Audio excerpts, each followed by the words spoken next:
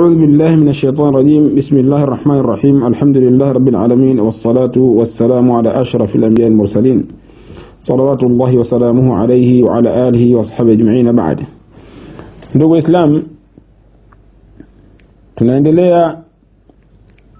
tunaendelea na mlango wetu wa tahara kutoka katika kitabu cha fatawa cha Sheikh wetu Ahmed bin Hamid al-Khalili. Na kama nilivyosema kwamba napendelea kwamba mlango huu watu wasikilize kwa siri, private, kwa sababu kuna sehemu ambazo kwamba tunataja mambo ya siri, si vyema kusikiliza watu ambao kwamba wanastahiana.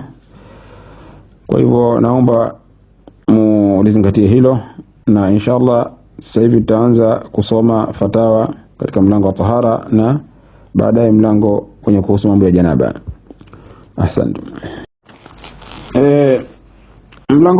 Katika mlango huu tunaendelea na swali lenye kusema nini tofauti baina ya manii na madhiyu na wadiyu.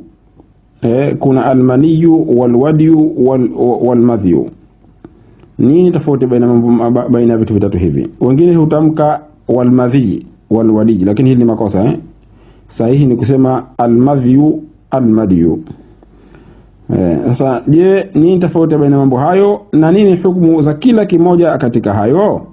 Hilo ndio swali ambalo kwamba kaulizwa shekhe katika kitabu chake, naye akajibu kama inafuata. Kwanza, manii ni maji meupe mazito yenye kutoka kwa kuruka na yanamalizika kutoka kwake yanamalizika nini na kuondoka ladha ambayo ile raha ambayo mtu anaisikia au ladha anaisikia katika nafsi yake. Hayo ndio manii, na ni sawa tu ikiwa manii yatoka kwa mwanamume au kwa mwanamke. Na kwa kawaida ni kwamba yanafuatiwa baada ya kutoka kwake na mwanamume kuondokewa na zile nguvu zake za kiume au kuisha ile hamu yake.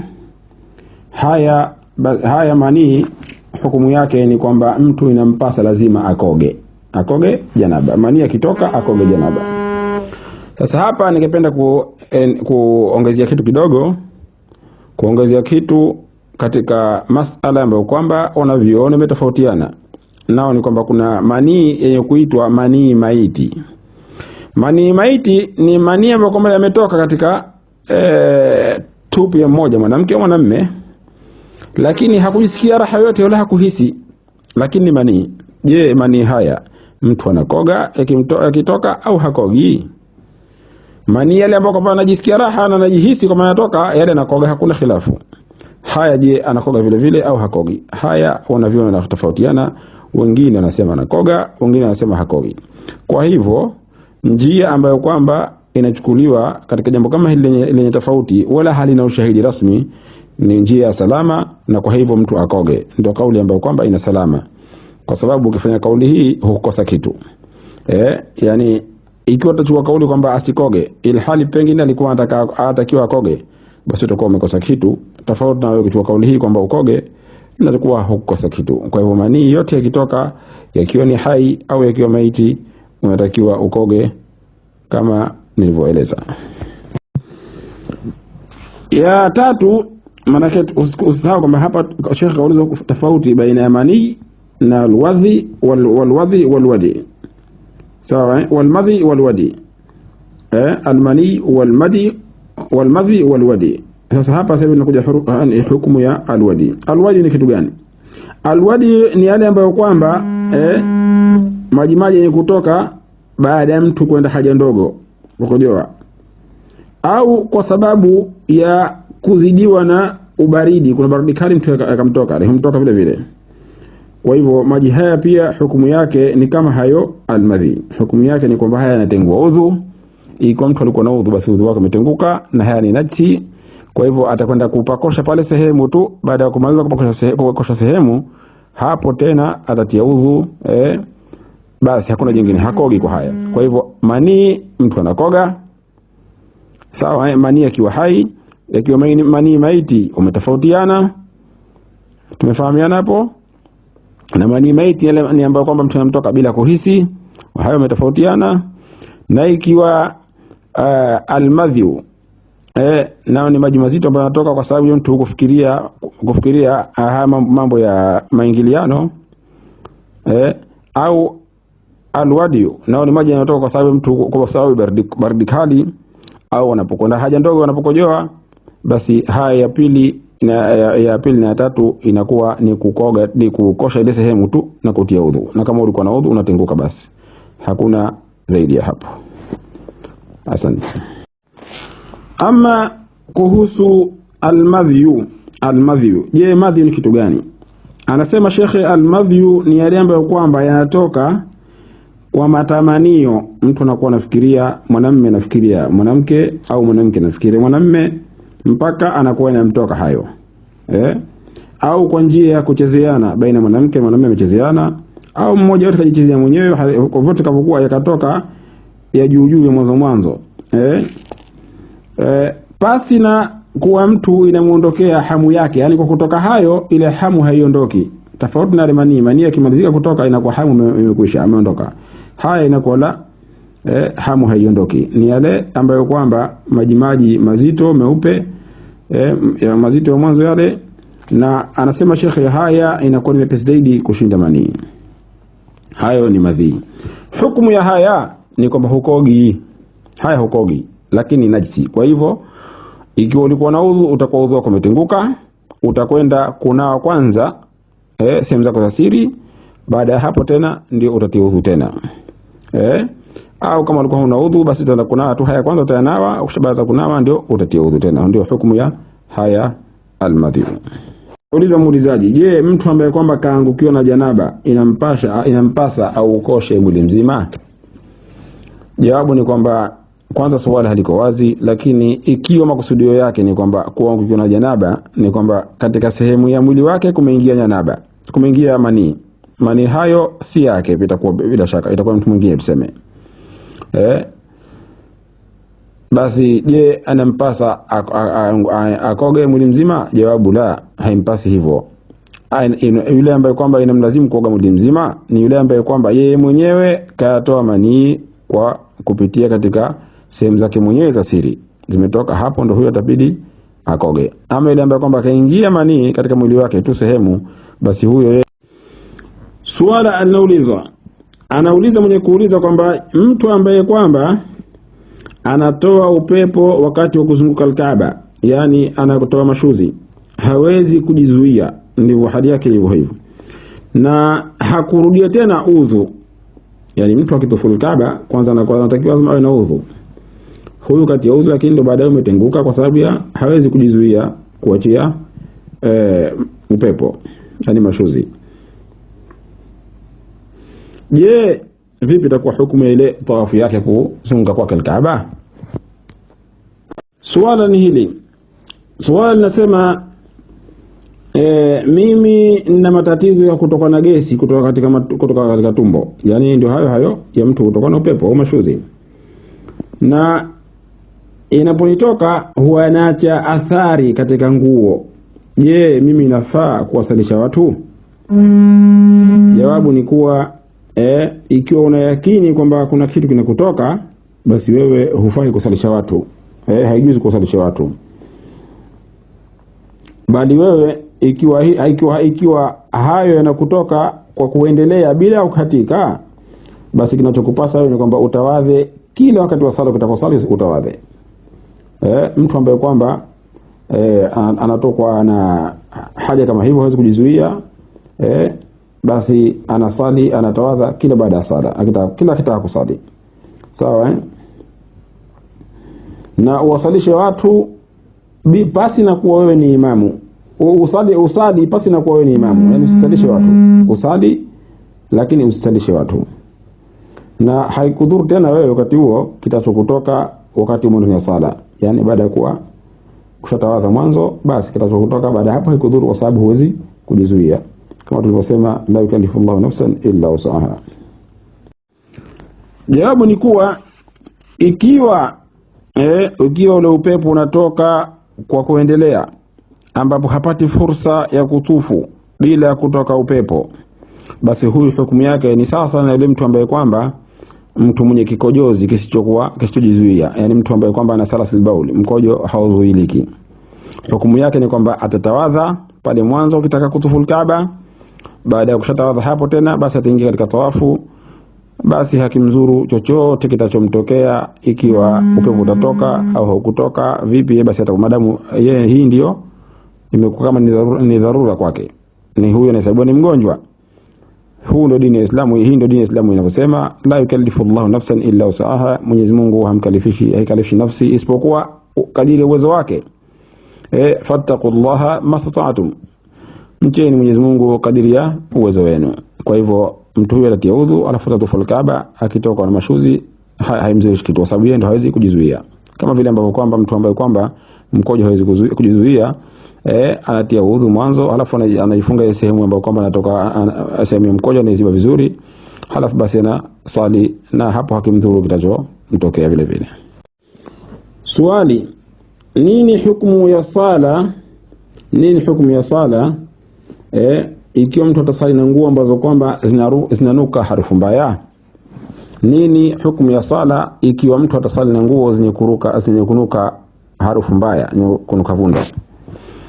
Jawabu ni kwamba ikiwa nguo hizo hazikunajisika, basi sala imejuzu, lakini kilicho bora ni kwamba nguo za kusalia ziwe na harufu nzuri. Sala haibatiliki, lakini kinachotakiwa kilichokuwa bora zaidi ni mtu asali na nguo zenye harufu nzuri.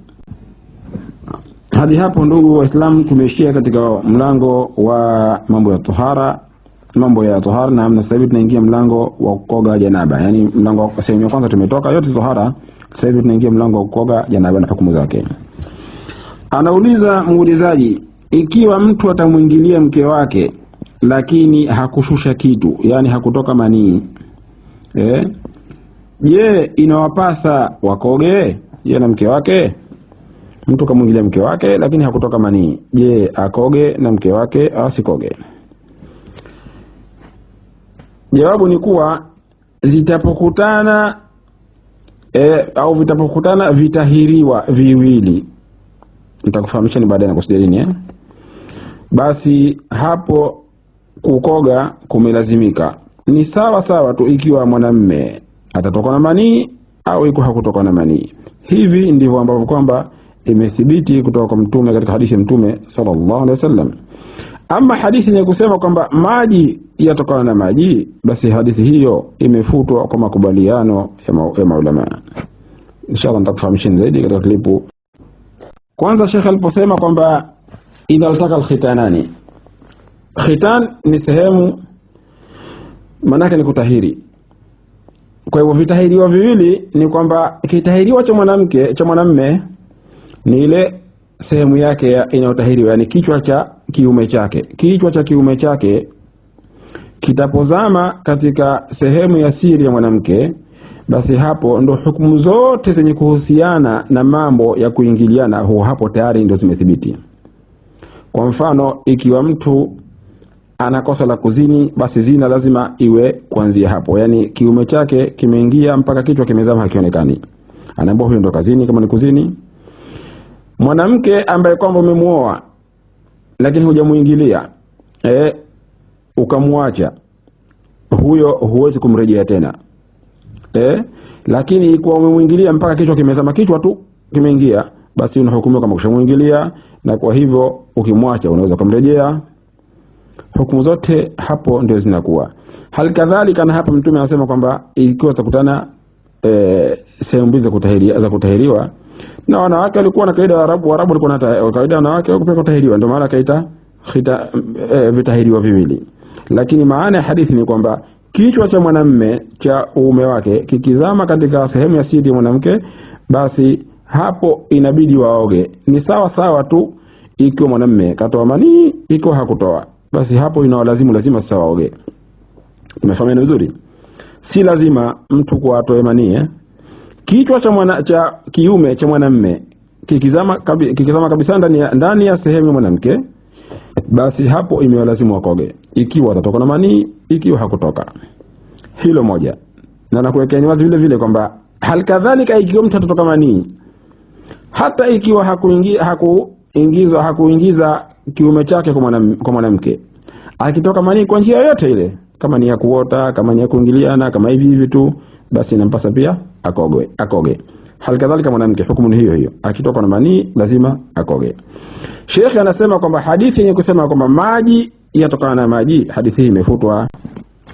Naam, hadithi yenye kusema kwamba maji alma'u min alma'i, maji kutokana na maji, hadithi hii imefutwa. Yani maji kutokana na maji ni kwamba kuoga kunatokana na mtu kutoa manii. Yani maji ya kwanza ni maji ya kuoga, sawa, na maji ya pili ni maji kwa maana ya manii. Sasa hii ilikuwa kwa hadithi ilikuwa kwa hiyo zamani kwanza Mtume sallallahu alifundisha hiyo kwamba mtu asioge mpaka atoke manii hata kama atamwingilia mke wake. Ndio maana hadithi hii. Lakini hadithi hii imefutwa baadaye, ikaja hadithi ile yenye kusema kwamba idha altaka alkhitanan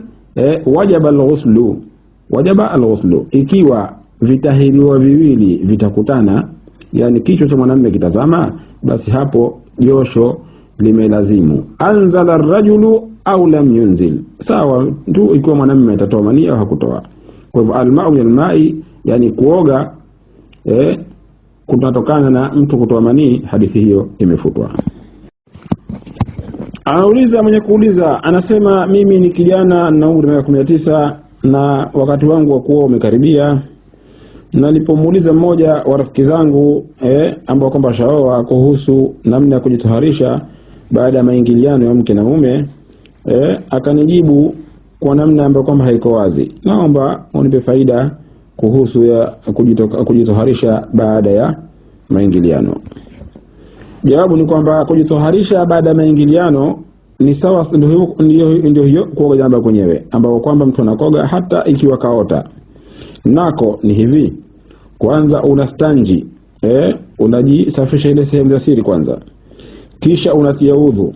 Na nakumbusha hapa kwamba ukitia udhu miguu hutii, unatia udhu isipokuwa miguu tu.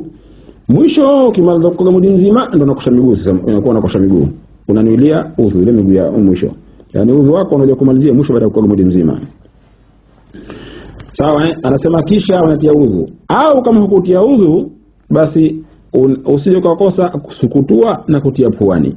Hiyo ni lazima, kwa sababu ni sehemu ambazo kwa maji yanafika. Sharti ya kuoga janaba ni kwamba sehemu zote ambazo kwa maji yanafika basi utie. Kwa hivyo katika pua unaweza kutia na katika mdomo unaweza kusukutua, kwa hivyo lazima usikutue ikiwa hukutia udhu, lakini kutia udhu ndio bora, ndio sunna. Kisha unakosha kichwa, kisha unakosha unauoneza mwili wako wote kwa maji, na unafikisha maji kwa swala. Je, inajuzu mtu kutamka bismillahirrahmanirrahim na kutamka nia wakati anapokoga janaba? Na je, inajuzu mtu kukoga naye yuko uchi katika sehemu ambayo kwamba ni sitra, yani kujificha kwa peke yake? Ikiwa jesho hili ni la wajibu au ni la sunna, je inafaa hivyo? Jawabu: hakuna haja ya mtu kutamka bismillah anapokoga janaba, hakuna haja hiyo.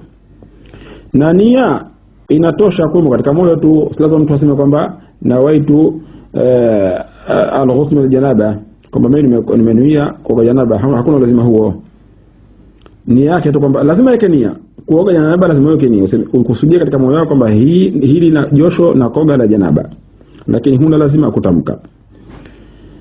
Na hakuna pingamizi mtu kuoga uchi katika sehemu ambayo kwamba iko sitra peke yake, hakuna ubaya huo.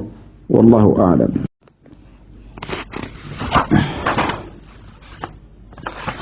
Naam, swala linasema je, unafaa udhu ambao kwamba mtu kautia katika kuoga janaba?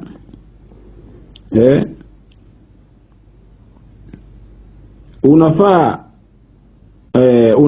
unafaa udhu ambao mtu kautia katika kuoga janaba akautumia kwa kusali baada ya kupita wakati? Jawabu ndiyo, ikiwa udhu huo haukutenguka. Naam, swali la mwisho linasema ikiwa mtu atafanya tayammum kwa ajili ya janaba, mtu ambaye kwamba akashikwa ana janaba akafanya tayammum ili apate kusali, je inafaa kwa kutayammum huko akasoma Qur'ani na akagusa msahafu? Limefahamika swala, mtu ana janaba, maji hakupata, ikabidi atayammam, au pengine yapo lakini hayawezi kwa sababu ya dharura, ikabidi atayammam. Je, kutayammam huko kuna mfadia yeye kuasoma Qur'ani na aushike msahafu? Jawabu, wametofautiana na vioni kuhusu hili swala la kutayammam. Je, kutayammam kunaondosha ile hadath ile hadath ambayo muhimu ndani ya mwili?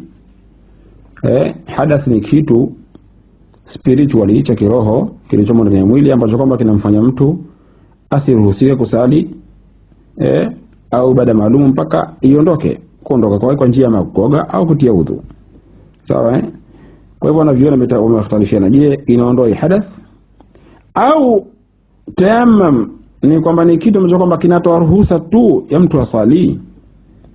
Kama tayammum inatoa ruhusa tu ya mtu asali lakini hadathi iko pale pale, au hadathi imeondoka? Hilo ni swala ambalo kwamba lina khilafu kwa wanavioni. Na chenye uzito, kauli yenye uzito ni hii ya pili, kwamba tayammum haiondoi hadath lakini inampa mtu ruhusa ya kusali tu. Umefahamiana Lakini kilicho bora zaidi atienia kwa huo kutayammum kwake, atienia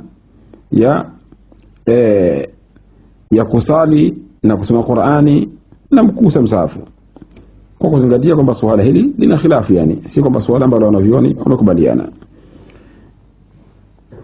Naam, ndugu Islam, natarajia kwamba tumefaidika kwa haya machache kutoka kitabu cha Sheikh wetu Allama Al-Khalili, na insha Allah tabaraka taala kwa leo tutaishia hapa. Insha Allah tabaraka taala tutaendelea kesho katika milango hii ya kuoga janaba. Na